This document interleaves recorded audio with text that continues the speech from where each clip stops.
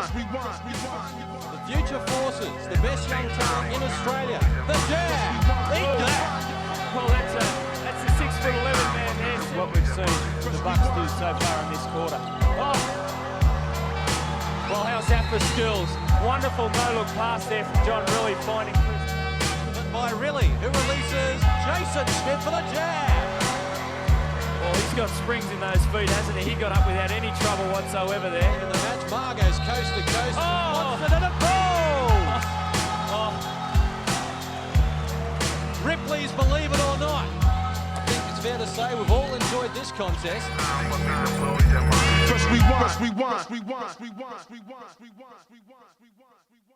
Hello, everybody, and welcome. It is NBL Rewind. Hashtag NBL Rewind to get involved. Cam Luke here, Liam Santamaria, our very special guest, NBL legend Chris Anstey. Because if you haven't watched it yet, it's time to do it. The Future Forces game was a big part of the All-Star weekend in the mid-90s. It led up to later in the decade, the 23 and under World Championships held here in Australia. We'll get to that and plenty more. Liam, hello to you. Hello. Enjoyed watching this game. I've got a whole bunch of guys that are, including Chris, that are now absolute legends of the league, and just watching this game, all of them on the floor at the same time as young pups. And I think, as we welcome you in, Chris Anstey, I think this might have been, and also we're going to link it back, and we're going to get Chris's thoughts on your idea you dropped on NBL Overtime last week about having something similar against the G League development team and how that might play out. But I have a feeling this was put together towards that 23 and under Australian team in the tournament that was held later in the decade. Chris, as I welcome you in, man, what's up? How are you, boys? I don't know why they put it together. I was still young and naive, and they asked me to play in a game, and I played in a game. And but you're right, you look back through it, and it's the sort of game that I probably haven't spent a lot of time thinking about. So to go back and have a look and see some of the names, I mean, you do remember what it was like to be out there again. You know, Catalini, Brett Maher, the Smith boys. It was fantastic. And then some old names, of course, that you haven't heard from or heard of in a long time. So it was a great idea. And if they did it to get us ready for the under-23 Worlds, then it certainly worked. It most definitely did. Held the Clipsal Powerhouse, part of the All-Star weekend in 1995. Brett Maher was one captain. Chris Blakemore, who was Adelaide player at the time, was the other captain. And the Bucks and the Colts went at it. And I've got to say, Liam, All-Star games traditionally fairly loose. A lot of structure in this. Plays getting played early. Some zone was thrown out in the first half as well. It went a little different. Drewy had a quarter-time interview where he said, this is not the traditional format. Dudes are going hard. Yeah, and some heavy fouls too. Yes. Like there was some no layup rule in effect at times. Chris, these kind of games, obviously when it's an all-star game and it's the superstars of the league, it's a little bit more loosey-goosey. But when it was all the young guys looking to sort of make their mark on the league, do you remember it being a little bit more of a step up in terms of motivation? Well, yeah, because as much as it was an all-star weekend, I think we still wanted to prove that we deserved to be in the league. And, you know, just speaking for myself, in 1995, I was still only playing about 10 minutes a game for the Magic. It wasn't, I don't think it was a group of 20 guys, maybe outside Maher and Catalini. And, you know, I think even they're probably, Chris Blakemore was probably playing a little bit, but I guess the guys that played on better teams, and I was always fortunate to play on some pretty good teams, that we didn't play as many minutes as the young guys of the same age who played on the weaker teams. So for us, it was a chance to demonstrate that we were as good as the guys who were playing more minutes. And the fact that we did play on maybe some better teams was in fact a little bit of a sacrifice with regard to minutes, but in the long term, I think it probably helped us being a part of those really great programs down the track. Hashtag NBL Rewind to get involved if you're watching it at home. You mentioned the names. Obviously, Brett Maher went to an Olympics, you know, just almost probably a year later, to be honest, considering this would have been a mid-season game. You know, Catalini, Jason Smith in particular, yourself. This really did branch, and we'll touch on the 23 and under championship later, but also there are many players in this game that went on to represent Australia at the highest order when it comes to Olympics, World Championships, and not just represent your country, which is a huge fact in its own right, but the fact have huge tournaments wearing the green and gold. Yeah, and Catalini was another one that we already mentioned. You know, Jason, even back then, if you look at the Smith boys, even early on, probably a lot of people might have rated Darren a little bit more highly than Jason, and they always had that little bit of competitive thing between the two Smith boys. But, Darren had gone down to the Tassie Devils, I think they were called back then, and he was playing a lot of minutes, and Jason was not buried, but sitting somewhere towards the end of the bench at the Magic. And even with those two, Jason being a part of that Magic group really helped his career. And we all know how successful he went on to be, winning NBL championships, representing the country. And even guys, John Riley was another one who had some incredible games for Australia leading up to the Athens Olympics. And, in that period of time between 2000 and 2004, he's just a world-class shooter. He could get his shot off as quickly as anyone. And when he got going, he might have been one of the best Australian shooters we've ever seen, and probably doesn't get put into that conversation enough. And, just looking through the team list, there's probably one guy in particular that you just don't associate with being a young up-and-coming player, because he was always so level-headed. He was also always so mature, and he's so successful. David Stiff. Mm. I mean, was he ever young? I mean, it doesn't seem... I didn't know much about Stiffy as a junior because I didn't play junior basketball, so I never had to compete against him. And just seeing his name on this as well and having a look was a lot of fun. There was an interesting comment around David Stiff early in the game. John Casey, the doyen, obviously in commentary with Damien Keogh, he says David Stiff, obviously Boston College, he's down at the Tassie Devils, but he said he doesn't want to be there next year. So as a free agent, every club's calling him. Just the differences now in just blatantly, well, I don't remember the exact conversation and I guess media comments, just blatantly saying, I don't want to be down here. I'm looking for a new team in 1996. I guess it was like that. It probably happened with me. Where did he end up going? Did he go to the Giants after that? Where did he go? Ooh, good question. So probably someone will be able to figure that out. But I'm very, very glad. He ended up at the Melbourne Tigers much later on in his career, and we had some really good years together. But it was funny that even when I wanted to switch from the Tigers across to the Magic, it was the only way I could do it was to let people know, because I wasn't going to be allowed to do it. The Magic had made me an offer. The Tigers had matched it, and I had to go to a tribunal, and actually lost on a right of last refusal.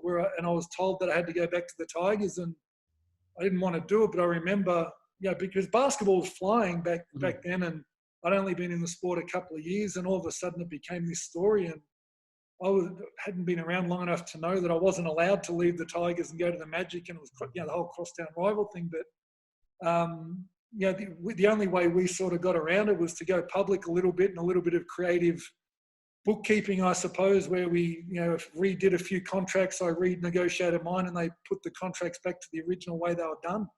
But you had to go public, I think, and there's something pretty cool about that transparency, though.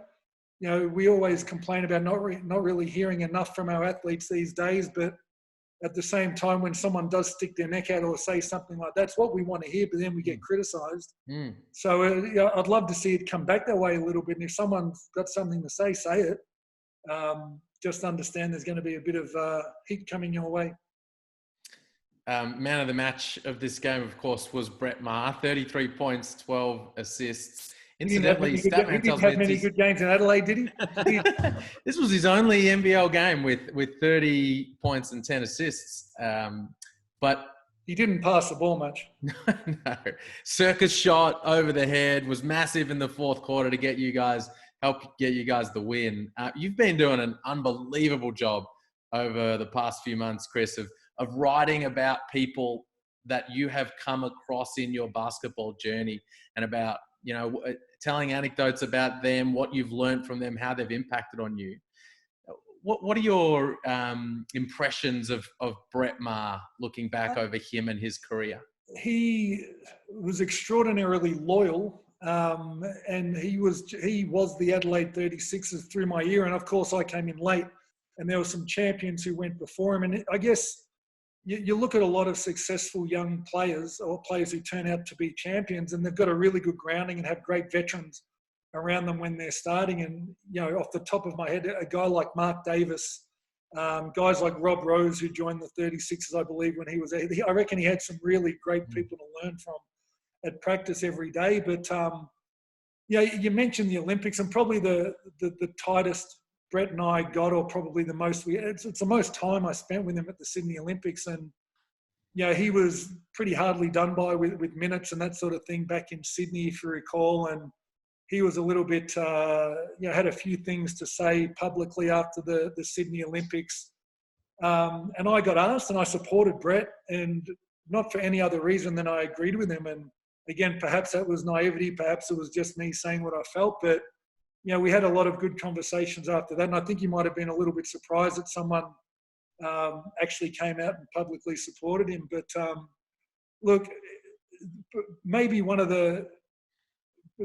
maybe the easiest way to recall is I was playing for the Melbourne Tigers, and a lot of people would remember this, but we had a really big win in Adelaide towards the end of my career, and Julius Hodge, by then it was a Brett Maher court. He went and stomped on Brett Maher's name, and myself and I think it might have even been Mark Worthington, but then it might have been my last year, just thought it was incredibly disrespectful because I don't think he understood the legacy that Brett had left in the NBL, and certainly not the legacy he'd left in Adelaide and South Australia. And I didn't want to be any part of that. And we addressed that straight away in the locker room after the game, and made it really, really clear. Then I do remember going back into their locker room and apologising to Brett when that was just not good. But I think Brett deserves every level of respect. He's a champion of the game.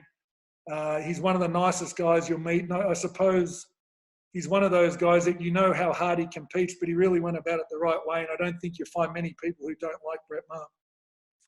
Hashtag NBL Rewind to get involved. Just on that. And the NBL social media channels 3 or 4 months ago actually played on the anniversary of that particular situation. Well, what's it like as a leader, as a veteran towards the end of your career, being involved? And obviously, as you just touched on, not at all suggesting it's the right thing to do. What does it do for a team in the next couple of days after you address it? But what was it like going back to Melbourne, jumping on the plane, back at practice?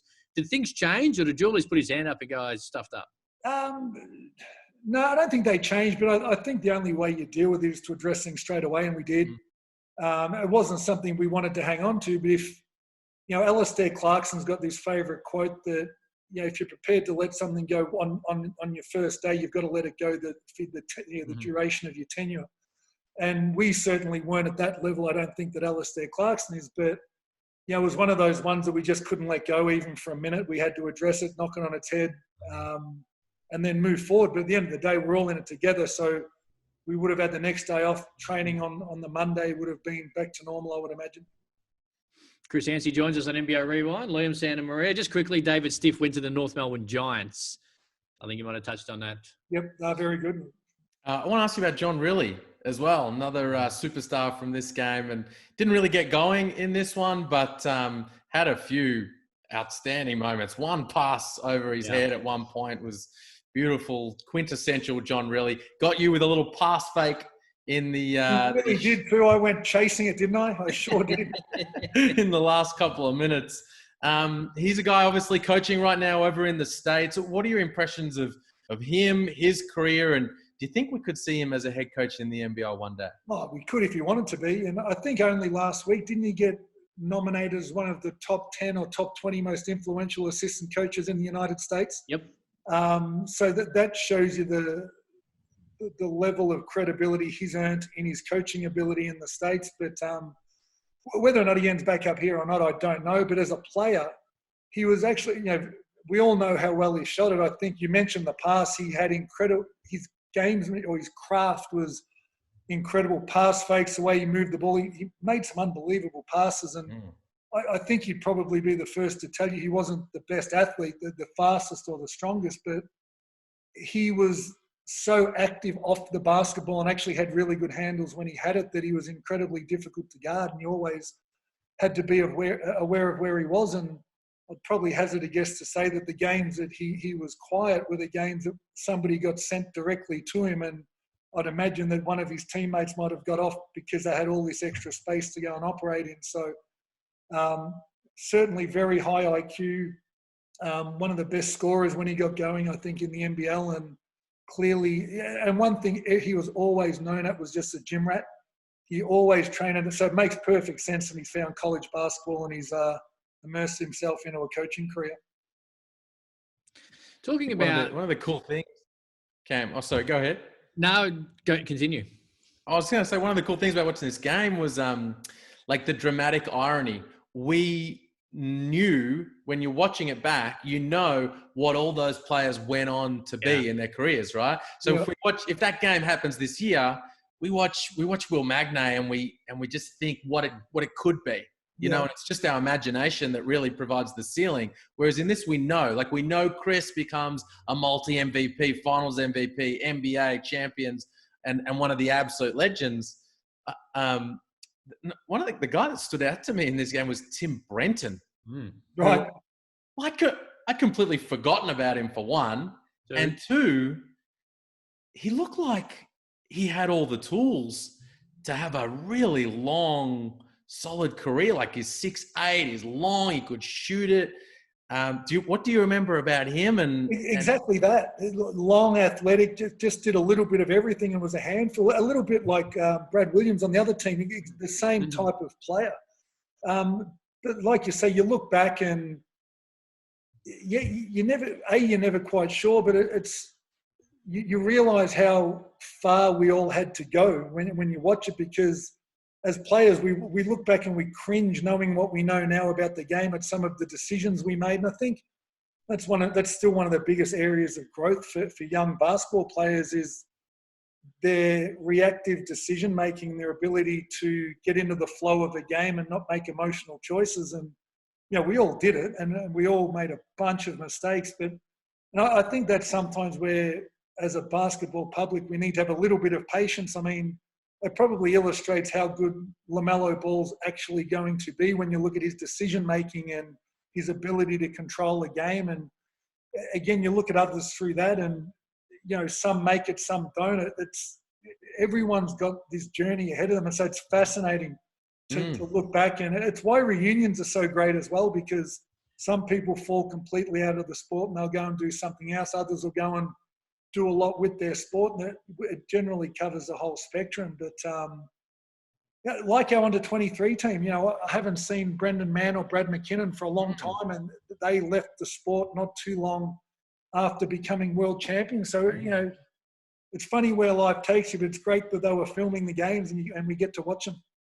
Just on that, and you talk about the transition, is this something you have learned as well? Obviously, being a coach, NBL coach at different times, still in a coaching caper now when basketball seasons resume after COVID-19. Is this something you've learnt through coaching, through your maturity and development as a player, and now it's all working where you are a little, I guess, more or less emotional when it comes to coaching than you might have been you were playing? Probably less emotional coaching than even when I was last coaching in the NBL. You slow down a little bit and you take a little bit more time to evaluate. And I think, as a player, you're continually trying to prove that you belong and to prove that you can compete and play at a level. And I think, that was probably one of the things I struggled with because I got that coaching job so early, was sort of trying to prove that I deserved to be the coach, where, I didn't have to prove that to anyone. All I needed to do was take care of the players and make sure that they were okay, and my time and energy was going into that. And I think that's the thing that, as you get a bit more mature, that you stop trying to prove yourself to people and you trust what you're doing and you trust your philosophy, and you tend to have a much better idea of how to implement that. So, you do learn that along the way. And I think, the older you get, the more things you see. So you've got a greater depth of experience to draw on because not as many things surprise you. You just tend to react a little bit better, I think. I spoke before about the writing you've been doing and the kind of theme of what people have taught you along the way, the lessons you've learned from people. I was living with Tommy Greer when you were his teammate. You guys were winning championships, the Melbourne Tigers, and he would come home day after practice and just praise you as a leader. And if you ask him, that question now, talk about, who's the best leader you've ever come across in the NBL, he would automatically talk about you, Chris. Who from your NBL experiences over the journey did you most learn from in that regard? Who helped to kind of mold the kind of leader that you went on to become? It's a really, so many people, and it wasn't just NBL. And just to touch on Tommy, it was interesting because, when Al was recruiting me when I was in Russia, I'd made my mind up to come back, but I didn't want to be captain. And maybe that's why I did an okay job of it, because I just felt that a lot of those guys had been together for a number of years and I was the new guy coming in. And I suppose when I did get a little bit more comfortable with, they figured out pretty quickly I wasn't there to tell anyone how to do anything. And they seemed to be interested in my stories because I'd been away from the country for a long time. And but with Tommy himself, that his rookie year was a year I did come back. And he was always my gauge because I was 30 and getting sort of closer to the end of my career. And I think we all remember what we're like when we get our very first opportunity. You literally do anything and you've got that energy and exuberance and enthusiasm. And he was my gauge and I needed to beat him in sprints. I needed to do more than Tommy because he was the fresh rookie. And I wanted, in my mind, I was almost a rookie back in the NBL again. I needed to match Tommy's effort and energy. So he was probably as valuable for me as I was for him. But looking back, I mean, I think most of my formative years where I probably learnt what I was capable of.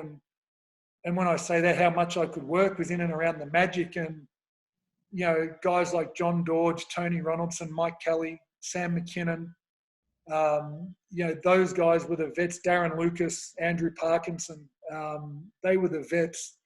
And seeing how they competed, but even Dorgy, I mean, Dorgy and Tony, because they were probably my direct opponents more often than not, were every single day they'd beat me up, knock me to the ground. But as they picked me up, they'd tell me what I could do to get a little bit better. So it wasn't just knock you down and just leave you down. There was knock you down and you got to drop your ass. Don't let me get lower than you. And they just kept teaching as they were beating me up. And, I guess one day I ended up staying on my feet and I grew that way. But, it was the coaches, of course, as well. Gorgon, Ian Stacker, Guy Malloy in the early days, and Kevin Gorgon as well. But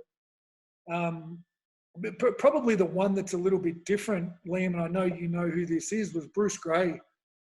Brucey Gray was the strength and conditioning guy at the Southeast Melbourne Magic, and we always did weights as a group, and you never really spoke basketball. The coaching staff lifted with the team lifted in groups, and you got to know each other away from basketball, and you learnt that, there's a lot of coaches out there who only know their players while they're in a training or a basketball environment, but they were getting to know us away from basketball. They'd invite us to their homes. We knew their families. They knew our families. And I think they were ahead of their time in that, even with the diet. There were so many things through that whole program that when I left the NBL, I expected that to be normal, and it wasn't. And that was probably an adjustment. But, then the older you get, I suppose you pick up little bits and pieces of philosophy that you add to your own along the way. And I've always thought that coaching, not I've always thought, but I've landed on the fact that there's no right or wrong way to coach. It's just a series of ideas and a series of suggestions, and the players or athletes will take from your ideas and suggestions what they like. You've got to be very qualified, of course, to do it. But there's no right or wrong way to do it. It's funny you mentioned the weight sessions, actually, because Liam occasionally drops in some of his stories about his early weight sessions at the Titans, and Did you ever yours went better. Did you ever screw up the leg press like the rest of us, did you? Oh, the squats on the wobble board, Chris. I told this story last week. No clips. No, they'd go flying. But the other thing about the weights as well, that again, there are things you learn in retrospect that you probably didn't know you were learning at the time. But while you're getting physically stronger in that environment, you're getting mentally stronger. And so much of what you learn to, the ceilings you break through in the weight room, it carries over and you break through ceilings on the court. I think there's a direct correlation between, confidence and physical development. For me, certainly there was. And, I was having a chat this morning to someone else and they asked me about weights, and I said, I could have been the best basketball player in the world, but if I was 7 foot and I was still 87 kilos and never met Bruce Gray, I wouldn't have played a professional game in my life at any level. So that was absolutely critical because, essentially the way Gorge and Bruce and I used to talk was Bruce gave Gorgon a stronger athlete that Gorgon could actually get to do more work. It couldn't be one or the other. It had to be both. When you were back with the Melbourne Tigers after you'd played the Magic, the Titans, you'd been to Russia, and you'd had obviously that NBA experience. And then you had that period of time in your career where you're just the best player in the land, right? MVPs, finals MVPs, championships, and getting it done for the Australian team as well. How did your time in the NBA, what did you take from that experience that tooled you to become that player later in your career? The game slowed down a lot. The level of athleticism and speed and strength in the NBA is just another world. And so you need to operate a lot more quickly, make quicker decisions, get the ball in and out of your hands more quickly. And if you're not spot on your skip passes cross court, they're reverse dunking it down the other end. So, even after year one, I remember sitting down with Gorge and he's like, God, you got better. I'm like, the game seems really slow. And he said, what? It just seems slower. And it's something as a coach. And, I remember even with Chris Golding, and I spent a lot of time with him over the 2 years. And I think everybody knew he had that next level to go to, but you don't get that level of competition every day at practice because we're just not as quick and as athletic. 1 through 12 is what the NBA is. So he was always trying to replicate that. So I guess there probably wasn't as much from the NBA outside of learning about myself and actually improving as a player. But I think, through my 3 years in Russia, I got a lot better because you have no support system. You have no one around to help you. And it's boring as hell. And I suppose I became a lot more appreciative of the people around me, the conditions around me. I'd like to think I complained very, very rarely because, even in the preseason, I remember we played a preseason game against the Adelaide 36ers in a little town called Millicent my first year back. And there was a little bit of bitching and moaning about the playing group, about this roadside motor inn that we stayed at, for 2 or 3 nights. And I couldn't have been happy. It was probably the best hotel I'd stayed at in 3 years' time. And I was wrapped. There was heating. And so I guess by being, it's one of the things here in Australia I see in junior basketball a lot is that, and comparing it to Russia, is that Russians and to another extent, people who do it tough, even in the United States, you hear about the poorer areas and what players do to get out. That's Russia, where a player will train 8, 10, 12 hours a day and they've got nothing else to do. So they literally fight their way out because Australia is such a great country and there's so many great things to do and incredible people we see every day. There are distractions everywhere. So as Australians, as juniors, we don't work as hard as the rest of the world. We think we do. And we buy into the recovery, but we're not recovering from hard work. We're recovering from a level that's nowhere near what the Eastern European countries are doing and what players that are trying to support their family are doing it because we're scared of breaking down. But there's a level in the middle somewhere that we need to start, raising our levels a bit and need to start challenging our juniors a little bit more again so that we can have our best juniors develop and remain here instead of them feeling the need to go other places around the world to get their development. I can't remember what your question was. I'm sorry, that was a tangent. No. Look, actually, it was about a Millicent hotel, I think. No, because you're talking about gratitude. There. You're talking about perspective. Right. You're also talking about gratitude, which I think is, these days people are looking for ways to improve themselves, right? Mindfulness and I think gratitude, like when somebody arrives at a place where they feel that and they practice that as a thought pattern, everything just, as you said, slows down for them, not just on the basketball court, I think in life, and it's fascinating to hear you say, because I can remember seeing, because obviously I played with you at the Titans just before you went to Russia. And obviously you're, one of the better players in the league. But when you came back, it was like you'd gone from good to great. And over that stretch, that's fascinating to hear about why. And just growing up a little bit as well, and stripping everything away a little bit. And, I don't think anyone, I know how emotional I was, and I'd get grumpy and I'd kick things and break things. And, even at the Tigers, when I was captain, ask anyone, I kicked so many balls into the roof.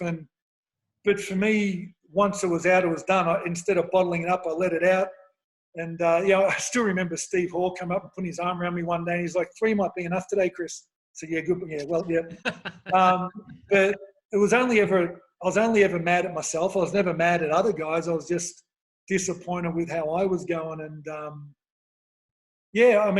like you say, gratitude, perspective, and they're all wonderful words, but a lot of people don't really know what they mean. And I think you've got to actually go through things probably a little bit tougher than some others to really figure it out, or to have some pretty crappy situations on and off the court, I think. And that's probably the bigger thing. It's not really the on-court stuff. It's the stuff you go through off the court that probably gives you a better sense of perspective of what all the on-court stuff's about, and how much easier it becomes to leave it behind, when you do go away.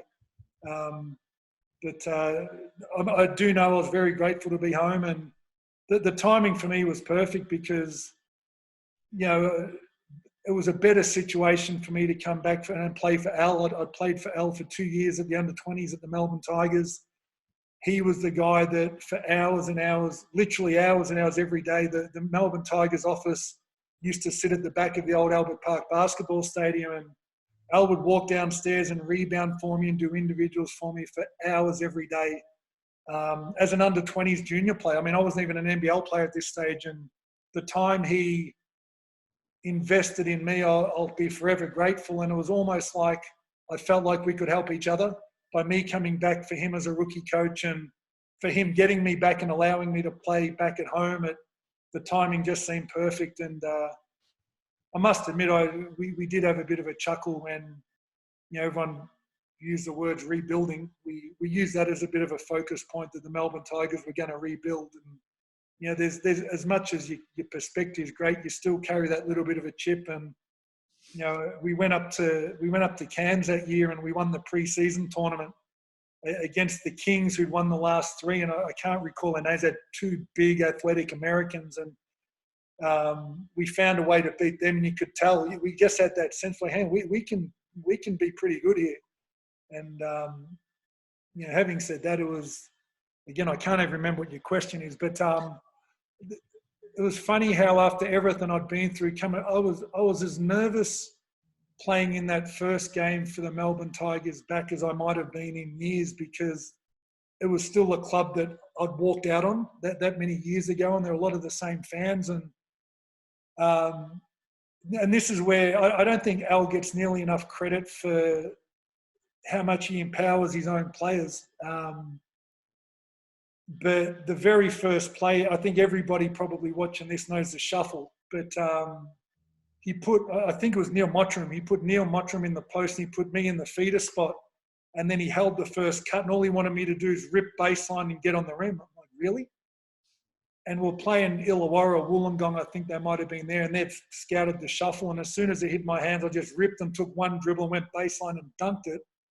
And my legs were swinging up, and I was looking at our bench, and it was perfect.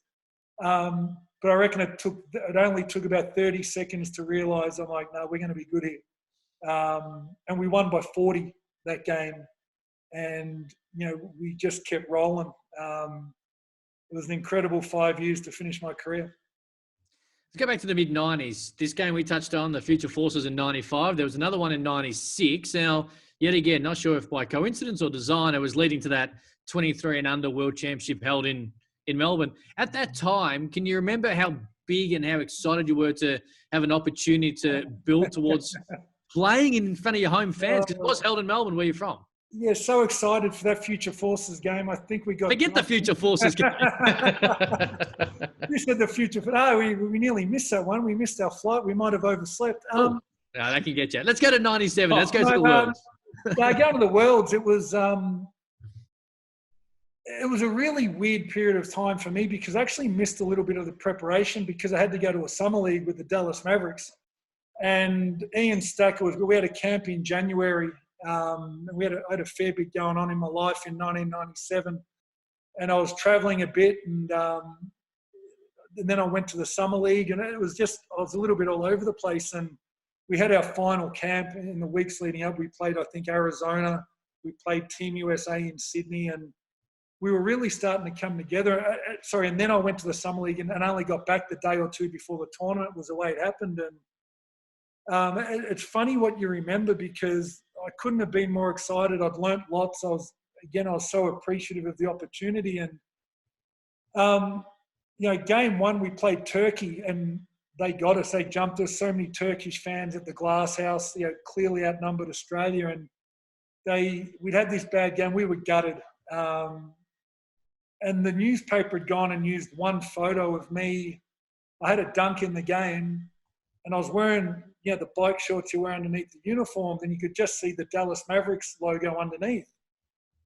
And I've gotten over it, but Chris Appleby wrote this article about, I was egotistical, it was all about me. All I was worried about was the NBA because he'd seen this logo on my bike shorts. And that article cut me up maybe more than any other article that's ever been written because it couldn't have been further from the truth. And everyone knew that. I know I didn't speak to him for years and years after that, even when he'd call, because he'd never bothered to ask me. And so for me, even personally going through that tournament, there was a lot to prove that wasn't even close to being the case. And but it was just, I actually wrote a story about it, Liam, and again, sometimes you learn things a little bit after the fact, but the way that Ian Stacker and Bruce Palmer tinkered with the lineup throughout the tournament, they were starting Frankie Drimmick at the point, and it became apparent that we needed to go small and be a little bit quicker. And Dwighty went from a starter to not playing a minute before the USA game. And there's a lot of players who, when they get benched, they drop their heads and they sulk. And Dwighty for us in that American quarterfinal game was, he was unbelievable on both ends of the floor and really helped us gap the USA at the start of the second half. That was to the fact that it was in Melbourne, the fact that you look around and it was all of our teammates, all of our coaches, the wider Victorian and Australian basketball community, there was this real sense of pride, and it did feel like we were representing something a lot more than just our group. It's something that no one had ever done before. It's something that the under-19 group only a few years before had just fallen short and won a silver. And you could just tell they were driven. I wasn't a part of that group. I was the year above. It was an incredible tournament. We didn't play very well at the start, but we played really, really well when it mattered. And the same sort of thing. You look back at some of those names. You've got Ginobili playing for Argentina. You've got that whole USA team. I think it ended up with 7 NBA players, and it was just scattered with NBA players even in that tournament. So it was incredible memories, incredible times, and some of the guys, you forget how good Sam McKinnon was and how athletic he was, and for me, even back then, whoever their best player was, almost regardless of position, was Sam. And even through his career, I think he was probably one of the most underrated and probably the best perimeter defender Australia might have ever had. The best rebounding guard or wing that perhaps we ever had. And in his prime, he was just incredible in that tournament. Just based on that, compared to obviously 1997 and 2020 where we sit, a bit more international exposure when it comes to the NBA. Do you think if we were sitting here now and Sam McKinnon was in his prime today, he would be an NBA player? Yeah, I think, the knock on Sam was he didn't shoot the ball consistently when he was young. It was always a little bit flat, and he wasn't confident shooting it. And at some level, that may have helped him be as great as he was because he never settled for bad shots. Mm-hmm. Some of the finishes you see in a game. There was a dunk on Ben Melmoth in Newcastle that I remember. But there's probably no film of it. I'm probably exaggerating my memory of it, but he took off to dunk on James Crawford at the Tennis Centre one day. And it was almost like he tripped on Crawford's shoulders and was getting towards horizontal as he reached out to the ring and missed it. And I think he got a foul call, but it's probably nothing like that. But in my mind, he was almost horizontal after tripping on James Crawford's shoulders and just missed what would have been the best dunk I'd ever seen in my life. But some of the things he did at training were incredible. And but even from the start, he was always one of those ones who had a drive that a lot of people didn't understand because he didn't have to tell people about it. He wasn't very vocal, and was widely misunderstood by people who didn't take the time to get to know him. That gold medal, Chris, where does that sit for you looking back? Really, really high. I don't like to put one moment above another, but I think it's always pretty special when you do something that no one before you's been able to do. And that's what that tournament represented. Yeah, I mean, I think anytime you achieve what you set out to achieve and you win a championship, the first one's always special in 1996 with the Magic. The first one that I was a co-captain, we won, I had a bigger role, and the two I won with the Tigers were incredible. Some of the things I was able to do in Russia that no one knows about. I was a part of a basketball team that won Russia's first ever European basketball championship since they've been accepted into the EU, and they still have a public holiday in Kazan to this day. To the best of my knowledge, it was incredible. But I've also got some pretty amazing ones that we didn't end up winning. So it rates really, really highly. Just for that reason alone, that no one had done it. And you'd like to think when something like that happens, that you at least give few people a little bit more hope that it's doable.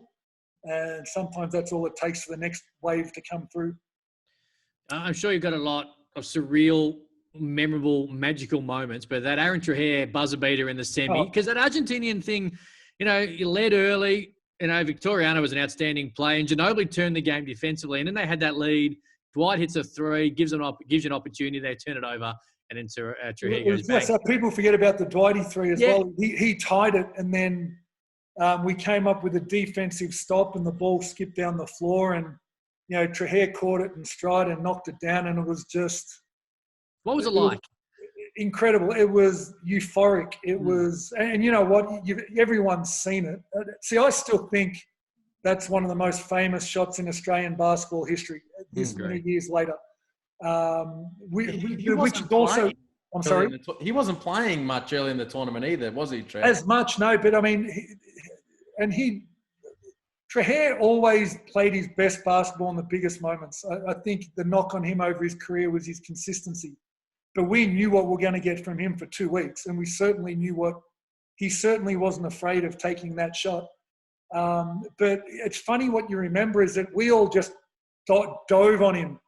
And I think we nearly broke his ribs because he was scared. He was like, get off me, get off me. He was panicking under there. I think he was suffocating a little bit. And then we had a gold medal game, of course, 2 days later that we didn't want to injure him for. But to back up a win like the one we had against the United States, and I think it was the first time Australia had ever beaten the United States in an international tournament, men's basketball. To back it up and do that again against a very, very good team who had beaten us early on in the tournament was incredible. But by that stage, I think it felt like I never believe in destiny or that sort of thing, but it felt that the stars were aligning a little bit, and what we wanted to get done was actually possible. And it turns out that it was. We started this chat with the Future Forces game. We got off track, didn't we? Jeez. But Cam mentioned my idea that I spoke about recently. If that G League team came over spent some time at the Global Academy, Jalen Green, Isaiah Todd, and the crew, would you like to see, like, I propose like an under-25 team, Will Magna and Finn Delaney, and let's get Josh Giddey and Mojave King out there on that court. Would you like to see a team like that put together from the league? I think 25 is too old. I'd say 21, 22, 23, something like that. By the time you're 24 and 25, you should be established. And I think you want it to be a showcase of emerging talent. the younger the better. I'd love to see some 17 and 18-year-old prodigies in a game like that because, you know, we've got some incredible talent. And, yeah, you mentioned Josh Giddey. I've been fortunate I coached him last year for a minute with the Victorian team, and you see some of the talent around, and we've got some incredible juniors. I'd love to see them showcased against NBL players. Even the current crew up at the COE, the Global Academy that sits there now, I think they could find a way to have a game against young under 22 NBL players. And I think that'd be more of a contest than people would imagine. But yeah, I'm a massive advocate to shine a light on players who don't get as much exposure, don't get as much time. Let them shine, let them have their moment, and even with the growth of basketball, let the wider basketball community introduce these players to the public, even if it's for a day. And I think you'll find what it was, Liam, to be competitive, because it's not going to be an all-star game. And I think if the all-star weekend was to come back, you need that sense of competition. I think the NBA finally got that right this year. That was the best NBA game, all-star game I've seen in 20-something years because it was real. So I think any time you can put the best talent at any age group and make it real, yeah, I'd support that every day of the week. What kind of prospect? I can see Liam pretty happy with you agreeing. There's been a lot of people though, Chris, but I'll just put your name down here. So there you go, Liam. There you go, tick. What kind of prospect is Josh Giddey? A really, really good one. And I don't like speaking about players that I have a minute coaching, but all I'll say that however good he is now, he's still got another level to get to. And it's going to be up to him whether or not he goes to that level. You know, what I will say is that I haven't seen anyone see the floor and pass the ball like he does since DMAC. That's him. If he can find a way to develop a consistent jump shot, he could. Yeah, he's got other levels to get to. It's whether or not it's up to him. It's going to be fun watching him do his thing. Most certainly is. Hashtag NBL Rewind to get involved. Just quickly, Chris, you mentioned about your own development from playing to coaching and all the other things you do. And you're still coaching now, although the season currently, of course, being postponed. Have you ever thought, or do you ever think that you would like to have another crack at the NBL coaching? I've learnt a long, long time ago never to say never to anything. I love being around people who've got somewhere to get to and people who I feel that I can help. I've sort of landed in for the last 5 years now, I've been a part of the Victorian under-18, under-20 state program. I was a very small part of the under-19 national program with the boys. I've coached girls. That was a whole another level for me to develop as a coach, was to coach elite young females because it is slightly different. I'm actually coaching senior women. Well, I would have been if we didn't have this, coaching senior women. It's the one area of coaching I've never challenged myself with, and I'm really looking forward to seeing how that goes. But I love coaching, and the reason I got into it was maybe like Tommy said, it just seemed like people were interested in the stories I was telling, and the more I told, I realized I was pretty fortunate to have learned from been around some amazing coaches and players over the journey, and they're not around to teach our younger players or our older players, and there was some sort of a sense of responsibility to share some of the great stuff that I've learned, and certainly served me well through my career and post-career as well. And I've had my career. I'm happy to sit in the background, and if I can help a few people sort of experience some of the great moments that I experienced as a player, then I feel like I've done my job.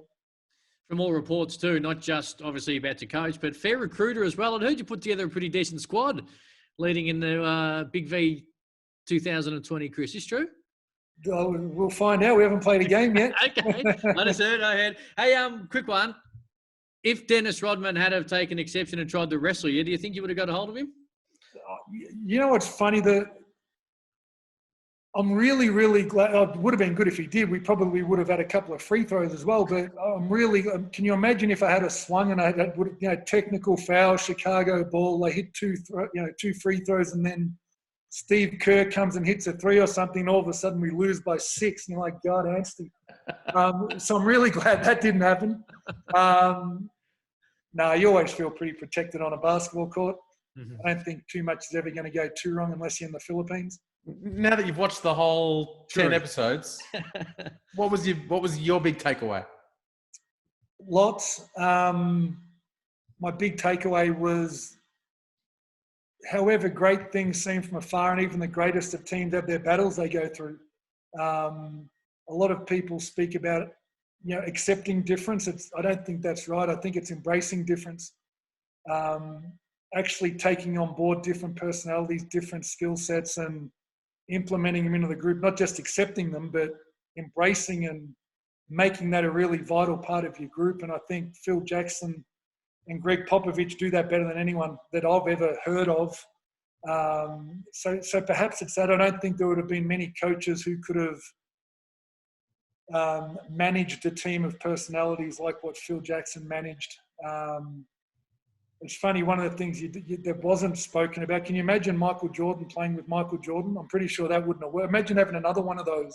I think the closest we got to that was Shaq and Kobe, where 2 alpha dog mentalities, and that sort of blew up pretty quickly. So, as much as Jerry Krause gets bagged through this thing, I think he probably put together across all 6 years, they're all a little bit different, but he continually put together personalities and skill sets that fit.